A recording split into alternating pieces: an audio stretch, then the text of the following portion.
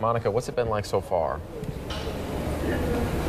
Hey, good morning. Well, we have a lot of volunteers just buzzing around helping all of those evacuees get settled, feel comfortable. Obviously, this has been a very traumatic experience for a lot of Houstonians. Fortunately, my family is here. They're doing okay, but that is not the case for a lot of people in this area. Mark and Sarah Bennett, they actually came from New York. They got the call, took a flight down here before the storm hit, and literally have been working tirelessly to help a lot of these evacuees feel like home. So tell us a little bit about, the experience of trying to help these people and comfort them. Hey, Greg. Well, I am in Magnolia, just outside of Houston. Now, this house behind me, 40 inches of rain just inside. I mean, right now, there's doors, there's furniture all out here that were damaged because of that rain. But fortunately, the flooding over here has stopped, and a lot of it has gone away. But for those living in West Houston, that's a completely different story. Well, a funny story with her. She is from El Dorado, Kansas, so from our neck of the woods, so to speak. And she has actually been trying to help out in any way she can. She is a trucker, so what she's been doing is picking up supplies that people have donated. She is part of an organization called Patriot Express. Basically, what they do is they contact people like, hey, we have supplies. Can you get someone to pick it up? We're at this location. So she's the woman that is doing it. Today was a beautiful day, and they thought they were out of the clear with this flooding, and it just surprised them. And so a lot of people today had to just quickly evacuate. Very traumatic. I mean, people did not want to leave their homes, but at this point they have to because they don't know if the water will continue rising. Back to the studio.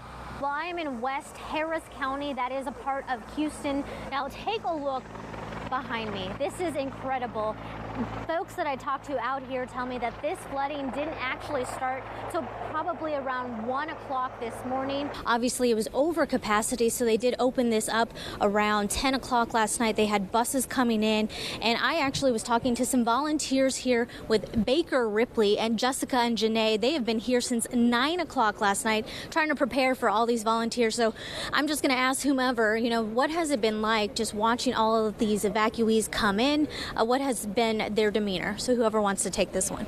Well, we have folks with the Kansas Department of Wildlife, Parks and Tourism. This is one of the boats that they could potentially use if they do get a call to do a water rescue. Also in this area over here, we do have some Derby fire crews that have come out here to also assist in any water rescues. And right there, the man that just passed by me, he's with Sedgwick County. So we have a lot of Kansas folks out here that have made the long drive to help folks that may need to be water rescued. But as we were talking a little bit earlier, I did reach out to a man, a former Wichita man who has lost everything. And surprisingly enough, he is in good spirits. Here's his story. Sean Ryan just moved to Santa Fe, Texas, a city south of Houston, just a few weeks ago to get a fresh start. He didn't anticipate how catastrophic Hurricane Harry would be. Got down here, didn't realize there was a hurricane out in the Gulf. Moved my stuff in a storage unit, waiting for my rental to become available. The Wichita native was staying at his aunt's home when the hurricane bared down. Aunt's house got flooded, my storage unit got flooded, my car got totaled with water over the engine compartment. It was different. It's not a tornado for sure. Watching things float down the road, even cars moving down the road with nobody in them, was kind of odd. At the storage facility, there were piles of damaged furniture and items people had pulled out. Ryan hasn't even started to dig out what can be salvaged yet. You can visibly see the rust on this axe. Now, all of this is Ryan's unit. He doesn't know how long the water was in here, but a lot of these things are damaged. It's frustrating, stressful. The kids don't know what they have left of all their memories or toys and things. So that's kind of upsetting to hear your kids talk about it. As Ryan stares at all the pieces that made his home, he's grateful he can still hug his loved ones. So I'm still alive, my kids are still alive. This can all be replaced. And now I really have a brand new beginning because I'm starting from scratch. Thankfully, Thankfully, in Santa Fe, all of that flooding has since receded, so they're no longer needing to be rescued. As you know, the roads have definitely been a challenge all this week. As you can see behind me, there's still a lot of flooding in this area and on highways. Well, the woman that we're talking to, she has actually been traveling to and from different Texas cities, picking up donated supplies and bringing them back to Houston. Here's her story. On an average day, Cindy Marshall spends countless hours on the road. She's a trucker, but this week her deliveries are different. I picked up a load in San Antonio yesterday that delivered here that was a load of meat to help, feed the volunteers that are coming in. Marshall is a part of a group called Patriot Express that helps respond to disasters in the South.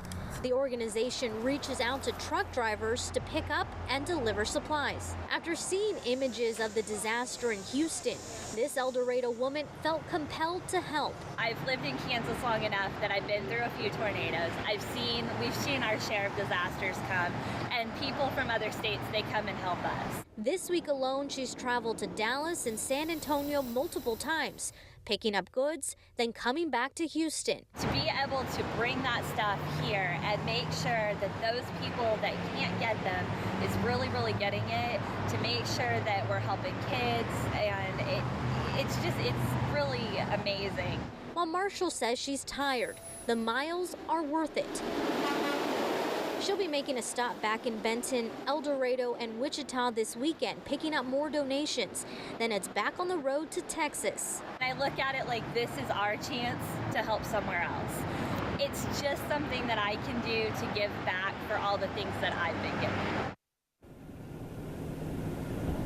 Well, as we mentioned, she is doing a donation drive of her own. This Saturday, she will be at a Walmart on 53rd and Meridian in Wichita, and she'll be there from 2 to 5 p.m. And she'll also be in other places in Cakeland. We'll have that information posted on cake.com. The images of Hurricane Harvey's devastation are heartbreaking.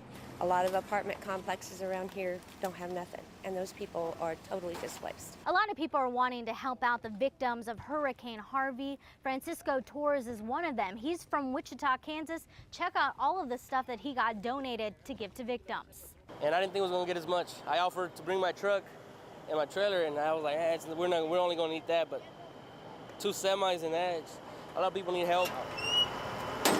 Torres pulled an all-nighter driving across state lines to help those in Baytown, the city just about 30 miles away from Houston.